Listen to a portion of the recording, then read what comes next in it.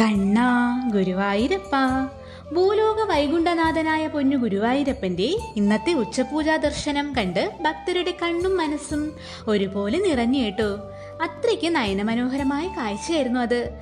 ദശാവതാരത്തിലെ മൂന്നാമത്തെ അവതാരമായ വരാഹമൂർത്തിയായി ഉണ്ണിക്കണ്ണൻ ഭക്തരെ അനുഗ്രഹിച്ച് നിൽക്കാണ് ശ്രീലകത്ത്.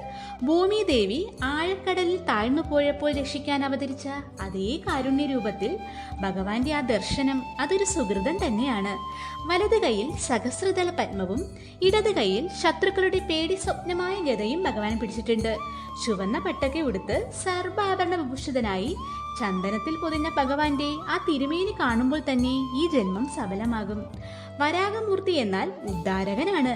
ചെളിയിൽ വീണുപോയ ഒന്നിനെ മുകളിലേക്ക് ഉയർത്തുന്നവൻ.